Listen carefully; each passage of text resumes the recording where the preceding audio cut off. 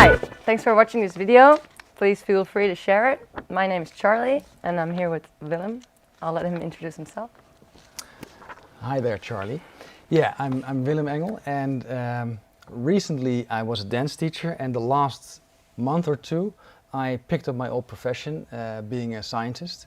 I have been working in the field of analytical chemistry and nanotechnology for 12 years.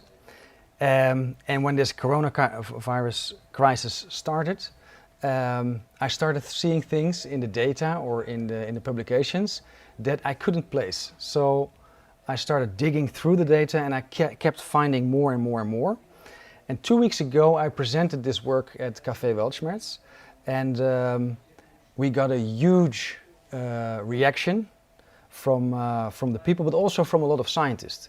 And we formed a team, and with that team we came to a lot more discoveries, so to say. Now, in this talk we will try to take you through a few ideas and a few facts or a few studies we have found or we have conducted ourselves, which led us to this data system. And of course it's in development, but it already shows enormous effects of data and steering with that data back into the data system, creating all kinds of effects within that system. So on these slides we will go into more the mechanistic parts of modeling, but also about what happened using those models to try to create policy or try to create protocols to help or to treat people with COVID-19. And with that we want to show you that maybe we have been doing it all wrong, trying to help these people using data to make our decisions instead of common sense. So I really want everybody to be very critical at our system, because what we have found has a significant impact. If we are right in this, we have to stop testing with PCR immediately. We have to stop all the protocols that we are doing right now. We have to stop all measures that we're taking right now, take a step back, and then re-look at the whole system. Where we first talked about the transmission models or the infection models, today I want to take you through the data models. So what happens when you test more or when you test less? What happens when you test with a certain test that is very specific or very aspecific? And I made a little scheme. I want to take you through that. So nowadays I think everybody knows about PCR testing. The test we use to test. Exactly. So that's the test where you have this pharyngeal swab that goes through your nose, and it says whether you are corona positive or corona negative, which has huge implications for what you're allowed to do. If you test positive, you have to be confined, isolated. You cannot do any activities outside of the house. But the problem with these PCR tests is that they are not normally used for this clinical diagnosis. They are screening tools, so every test has false positives and negatives. And what it says that you actually see cases that are not real cases, or that you miss cases that are real cases but that do not show up in the test. So what this test was actually designed for is to screen populations and not to do this clinical diagnosis. So that is one of the problems how we pollute the data. Then the second one is the R0. The R0 is the reproductive number from patient 0, so to say. So how many people are infected by the first patient? And it sounds very logical. It has a few assumptions that the whole population is still susceptible. But if you go deeper into it and look at how R0 is calculated, it's not that easy.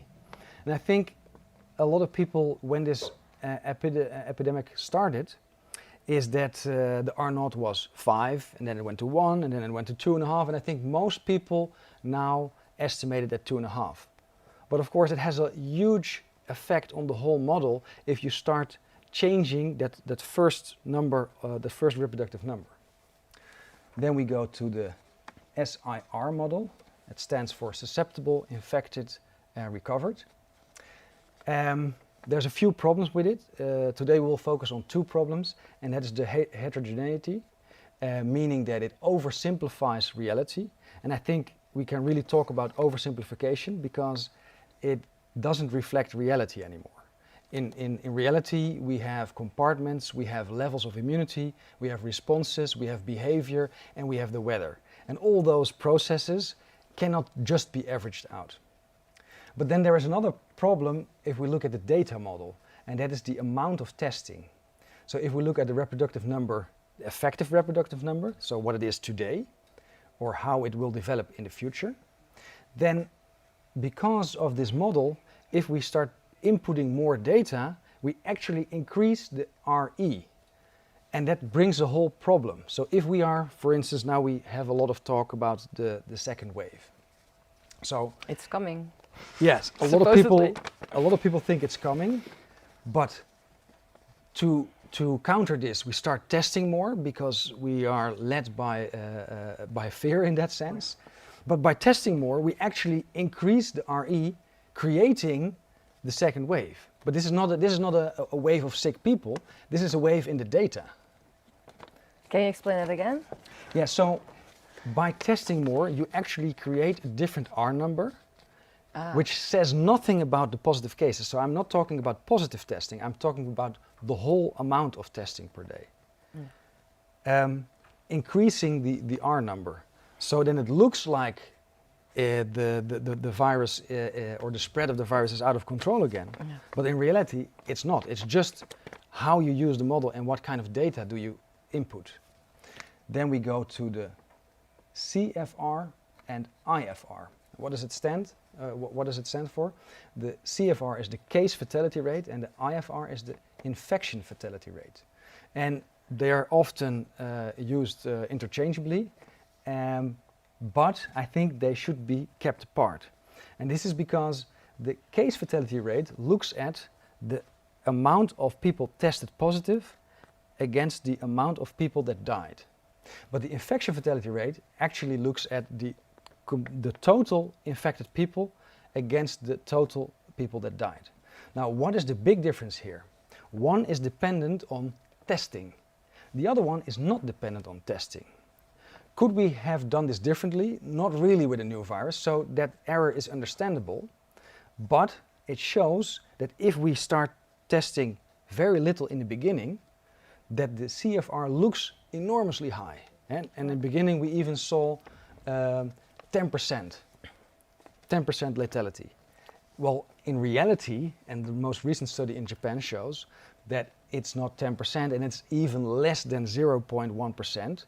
So in that case, it's less than the flu. And this is really the newest research. But it also gave a lot of fear, like this is a really deadly virus. And then we started testing more and we started changing the R0 and we started testing more false positives and negatives, creating a wave, creating this, what a lot of people say, exponential growth. Was it there in reality? I think when we start cleaning up the data, we will see that the data shows a completely different picture. And the last one is the antibody testing. So that's kind of used as a verification, but I think that's not a very smart move because if we look at a very specific antibody, maybe it's very sensitive, very specific, so for testing that might be good, but where do we test and what do we test? Because we're not testing the immunity or the immune response to the virus, we're just testing one part of that response to this particular virus. And it has a bit of the same flaws as the PCR testing that is used for screening normally, not used for clinical diagnosis. So on a personal level, it's not so smart to do. On a population level, you can use it for certain functions, but not to look at the amount of people that have been affected, or the percentage of people that have been affected, or the percentage that is immune. This test is not suitable for that.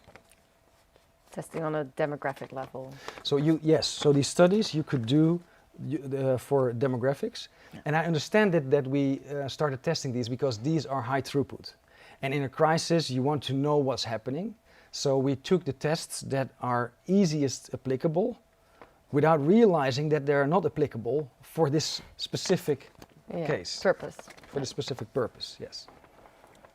So in these things, in these little movies, and we put the link underneath, people can look for themselves what are the specifics of oversimplifying the model, or why it errs in a way that we overestimate the susceptible part of the population.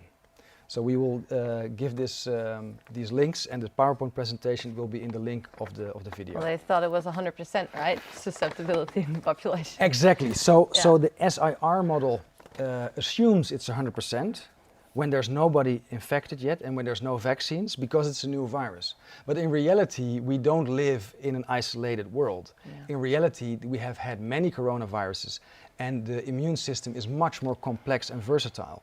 So there has not been an airborne disease that has a 100% infection rate for the whole population. Certainly not with corona, because it's very similar to other coronaviruses. So where we estimate the infection rate for influenza at around 10%, I think 20 to 30% would be a good estimate for this virus. But could it have been 100% if it would have been a totally unique virus? Probably not. Probably not, because the immune system is designed to counter new problems. Yeah. And then it's a bit more complex, because it's also about the amount of virus you ingest. So in normal circumstances, you don't get exposed to a high load of virus. So you create and then it is already introduced, the body fights it off, and it creates this memory against the virus. So in models that assume 100% susceptibility, it's just not reality. And again, you come to what is mathematically maybe correct, but in reality, it doesn't reflect what is actually happening. Yeah. Doesn't take all the factors into account. Exactly. So then, again, about the R0. The R0 is an estimation. You can try to calculate, but before I start doing that, I think it's more useful to click on the link and to look at these professors explaining why it's such a problem when you have such an important assumption at the beginning of the crisis or the beginning of the function. Again, here, this professor shows it really well. He shows that if you go up in the test, the R effective increases, and this says nothing about the positive tests. So this is some data of the local WHO, the RIVM. The Dutch. That's the Dutch one, because we're Dutch here. So I was looking at this data, and I noticed this flatlining. It's almost flatlining, because there were 100 cases, 150 cases per day, and it's about 3%, and now it even dropped further to 1.5% of the total amount of tests. And then I looked at this article from Korea, and it showed that apart from the technical false positives and negatives, there's also a systemic false positive, meaning that if you have been infected before, there's still artifacts or remnants of this virus in your body that they are detectable up to 3 months. So because in the beginning we have not been testing everybody, there's a whole part of the population that has been infected, has not been tested yet, is now being tested, and we find that there's artifacts of the virus. So when I started to see this and understand what was actually happening, I called for a virus viability test, and we still call for a virus viability test, because we have to check whether these people are actually sick or actually infectious. And then people might counter it with that people are in the hospital tested positive for COVID, but because we look through a pinhole, we don't know if they're sick from COVID, because we don't know if the virus is viable. And for that reason, it's really important to immediately, all the new cases, and I would even say starting from the end of April, beginning of May, we should test for virus viability.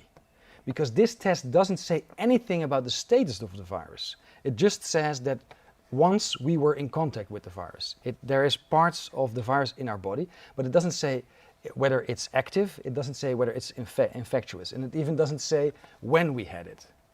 So there is a big problem there. Now, when I first published this, then of course people said, but who are you? You calculated it. Luckily, we have more critical scientists in the world.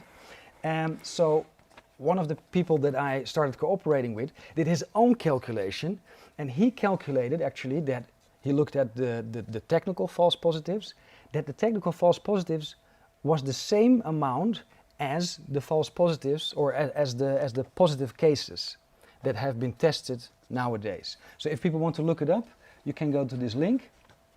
And it's very interesting because now we see from two sides the effects of false positives and what it does to the data. Because now it looks like we are still having infections, but my assumption is that the virus, the end of April, is gone. And this is confirmed by the period in which coronaviruses are normally active, and that's from December through April. Normally May, all coronaviruses are gone. And then, a few days ago, we started cooperating with the German scientists. And they were a bit further ahead of us, because what they did there is ignoring the RKI, that is the RAVM from Germany, so to say, because they had the same problem. The local RAVM didn't want to share any data. They didn't want to show the validation test of the test, so I'm not talking about the virus validation, but the validation of the PCR test itself, because it was really weird. This test was almost developed overnight, so we really don't know about the problems of this test. But now we do, and the results are not good. So what this report shows is that there is indeed a systemic and technical part of false positives, but not only that. The most important thing that I got from this study is that there's cross-reactivity. So this test is much less specific than we previously thought, meaning that it will also react with other coronaviruses. And why that is important, we come back to later. But all these independent studies show that there is an absolute necessity for virus variability testing. In the beginning, maybe it was not possible just by the sheer throughput that we had to do. But now we have between 100 and 200 positive cases. This is doable, especially in Holland, which is a highly technologically advanced country. It should be quite easy to get. And why I really hammer this point down, because the consequences of being tested positive are so enormous. Okay. So first we talked about more the spread and the modeling of the data, but the whole treatment part of the data also adds in. So this is more focused on treatment and on what the doctor does and what the coroner does, etc.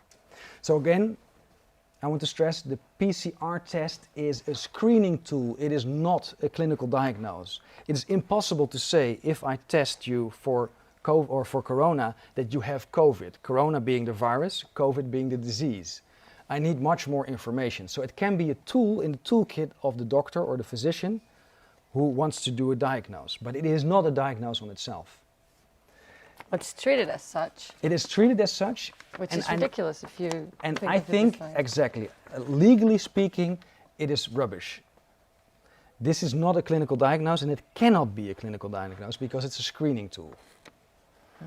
Then we go to protocols. Now what we have been seeing, and I've been talking to doctors, first-line doctors, second-line doctors, so people that are general practitioners, doctors that work in a hospital, and also psychologists that work in a care center, or nurses, because we set up a very broad medical specialist team. And they all came with the same problem.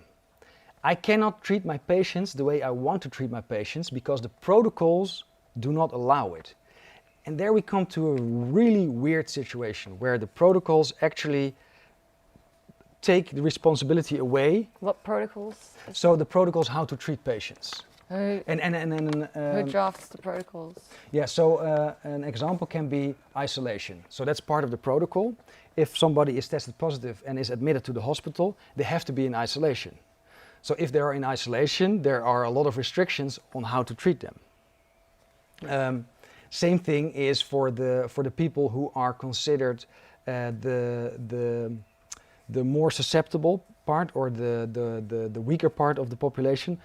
We know that elderly people suffer more from this disease and have a higher chance of dying from it.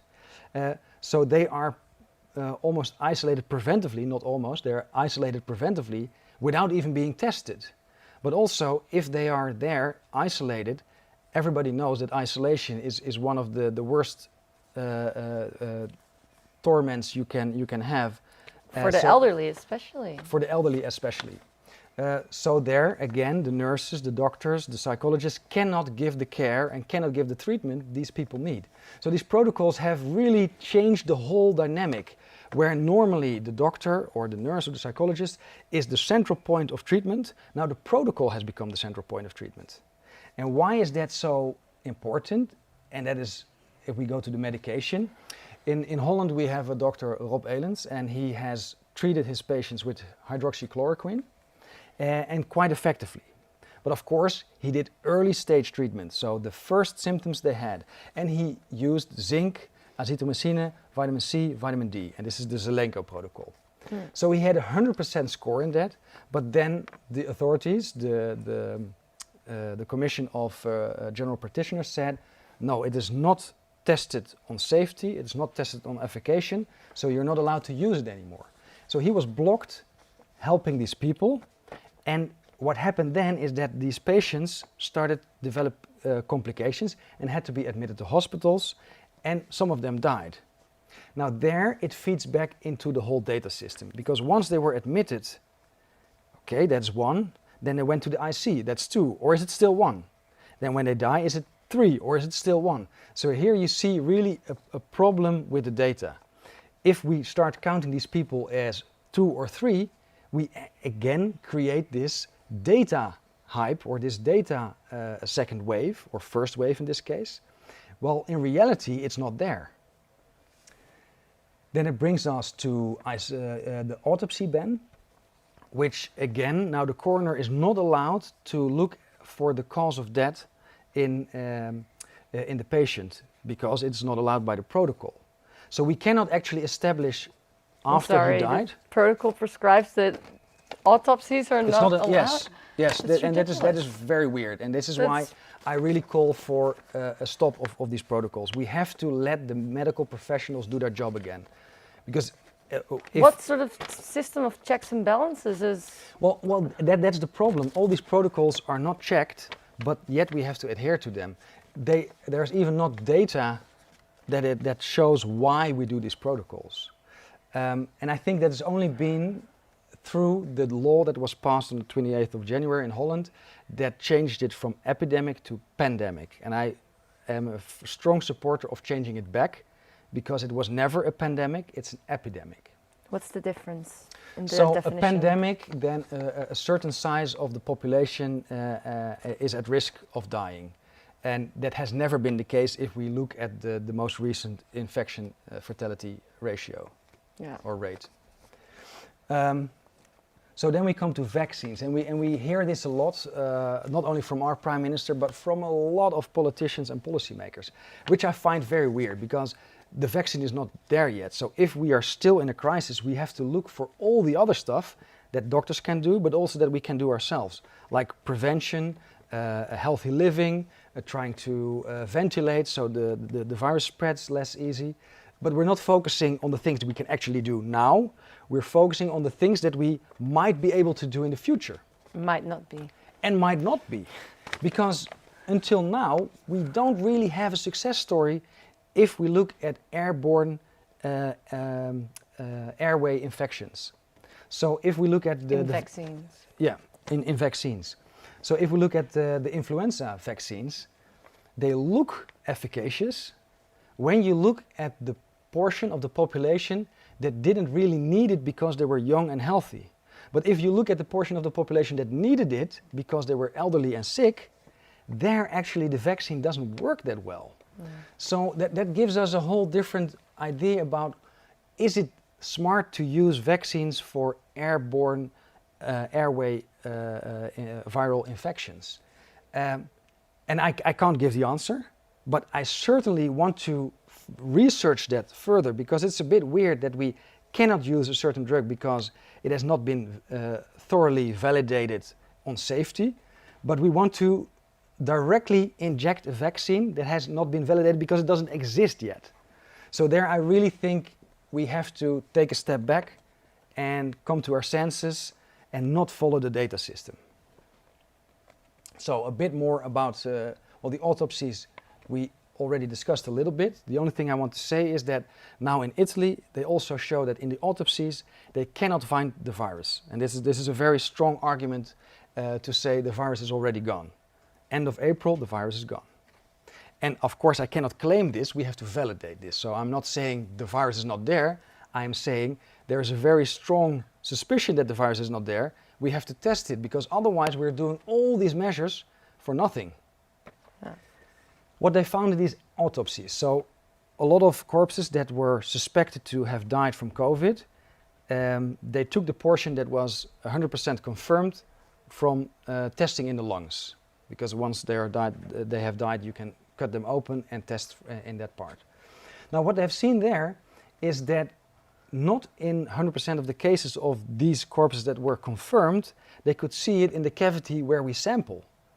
So it was at least 25, and some doctors say if you look at the more early stages, it could be up to 50% of people being tested falsely negative. Not because the test is not sensitive or not specific, but because we sample in the wrong place.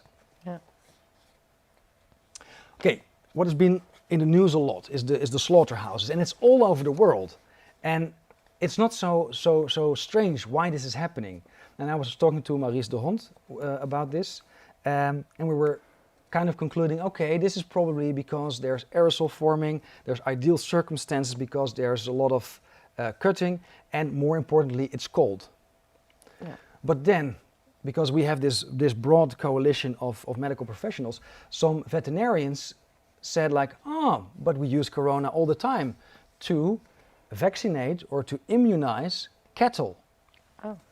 So, and this is something that we still have to test, but what could be the case, because the PCR test from the report of the German study showed that it is not so specific. So what I'm suspecting is that this PCR test is actually interacting with the other coronavirus that is being used to immunize cattle. And that would be very prevalent in these slaughterhouses. So what we're seeing here is probably the technical false positives, the PCR artifacts of a previous infection of the same virus, but also the other virus. So now there's 3 ways we are polluting the data. All these people have tested positive, but is that positive because they're working with meat? Is that positive because they have been previously infected? Or is it positive because it's the error of the test? And now you see that there's a lot of things coming into that data system that actually pollutes it quite a lot. So then we come to the antibody screening. And what I think went wrong here is that, yes, we can screen the population, and that has been done all over the world. And then we can very specifically look for an antibody that binds to that specific virus.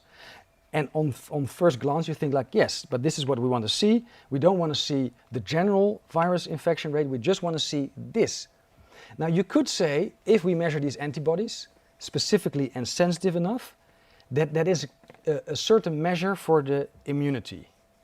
But, and here comes the big but, we cannot say the other way around. We cannot say if we do not measure the antibodies, there is no immunity, or these people have not been in contact with the virus. The immune system works much more complex, and there's always a balance between sensitivity and specificity. So we will not measure everything. Moreover, now we have been measuring mostly from serum, because this is what doctors and clinical researchers want to do.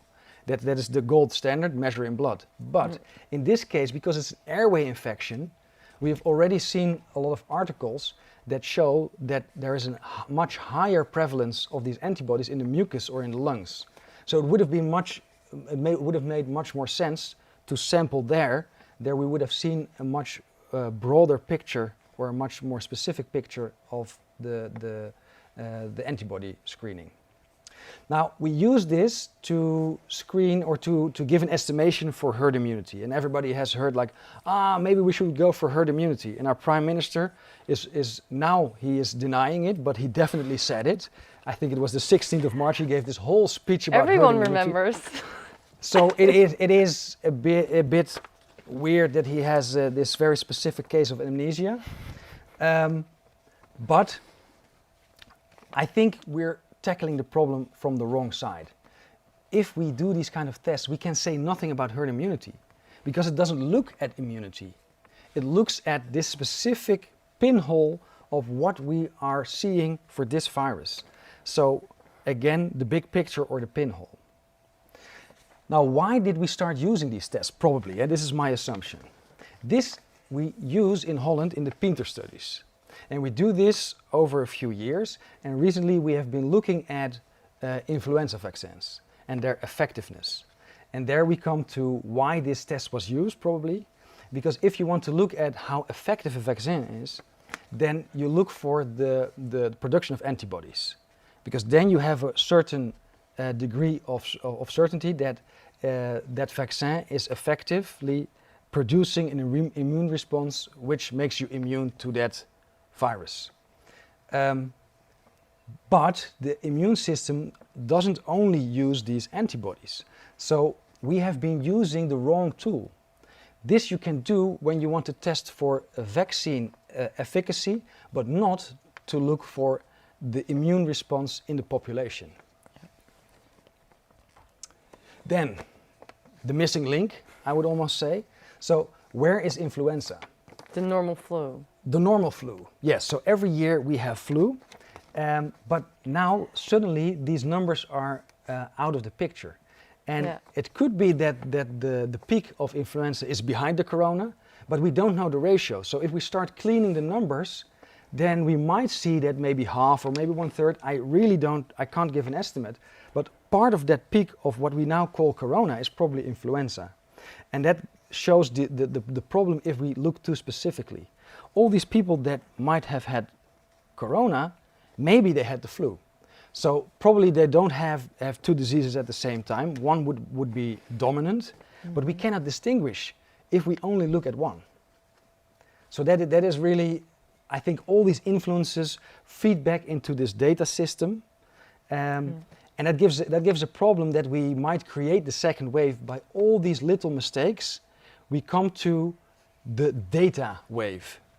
So I'm expecting a second wave as well, led by fear and led by wrong tests and more tests, creating this peak, admitting a lot of people to hospitals, treating them for COVID while there was something else going on. Then maybe the last part of where do all these bad or wrong assumptions come from. So we had quite a few scandals we have never had before. I think the Lancet is the most famous one in this case. A few articles were retracted because they were forged. And the data that was forged led to the stoppage of a lot of research to hydroxychloroquine. And why that is so important is that these people might have been treated effectively in an early stage, so they wouldn't have gotten sick, they wouldn't have gone to the hospital, they potentially wouldn't have died. But because the wrong assumptions were made from the article from the Lancet, in this case, it fed back to how we are treating, on what kind of data do we create. And now we are looking at certain publications from Nature, and the links are down here, that are highly suspicious as well, because they talk about the merits of the lockdown. And I think there we come to a certain conclusion of the story, because we try to use the data to make policy, to try to prevent or try to protect ourselves against the virus. But what's actually happening, I think, is that we are being led by fear, making constantly the wrong choices. I compare this to drunk driving. So we react too late, we oversteer, and now we are still oversteering, and somewhere down the line we're crashing.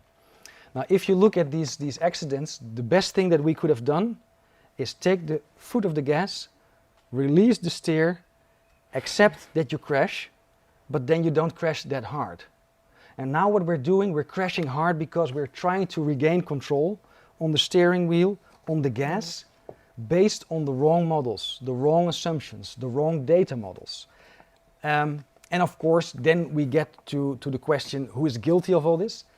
We're not trying to find the guilty one, but definitely we're trying to solve the problem of this whole data.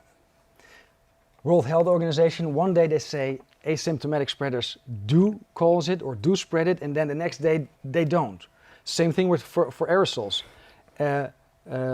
Face masks do not work, and suddenly now they do.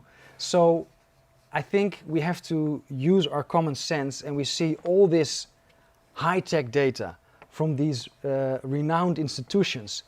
They didn't help us, they actually created the problem. So let's stop listening to the suspected or suspicious articles from Nature, from The Lancet. Stop listening to the WHO. Stop listening to our local, because they have a very weird publication that they still didn't publish, and this is why we're fighting a court case against the RIVM.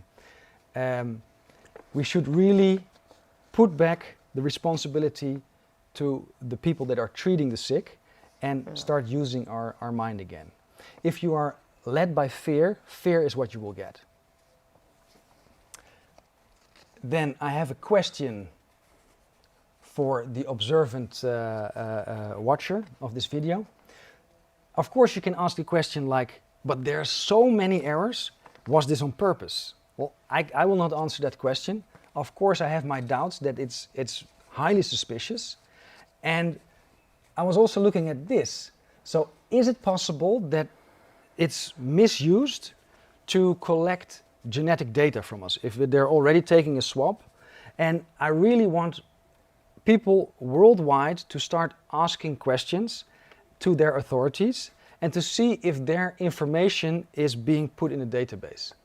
And I'm not pointing fingers, I'm not saying somebody is doing this on purpose, I'm not even saying that this is happening, but I really think it is important that we are extremely vigilant and very critical about the people who wanted to protect us and use big data to create this enormous crisis where we're in. So if we're led by fear, fear is what we will get. So in conclusion, if you would have a piece of advice for world leaders, what would that be? I think we really have to zoom out, take a step back, and look at what we're doing. Because what we're doing now is causing a tremendous harm to the economy, but also to the emotional state of people, also to the social structure of countries. The people that we say we want to protect are the people who suffer the most. And this is really the worst thing that could have happened. The cure is by far worse than the cause in this crisis. So trying to use common sense and probably step back, stop relying on data and technology. Start using what we already used when we had other epidemics. Nobody remembers the Hong Kong flu, the Southeast Asia flu in the 50s and 60s, and later on we had other outbreaks. These epidemics also caused a tremendous suffering and dying, but we overcame these events nonetheless. So sometimes we have to accept that there is something going on that we cannot really control, and that trying to control it is actually making things much worse. So this decentralization and the common sense, I think, is key to solving this problem. Okay, Willem, thank you so much for this interview. And for the viewers, if you think that this is an important message like we do, please feel free to share it with everyone you know, so we can reach as many people as possible and could possibly change the outcome of this.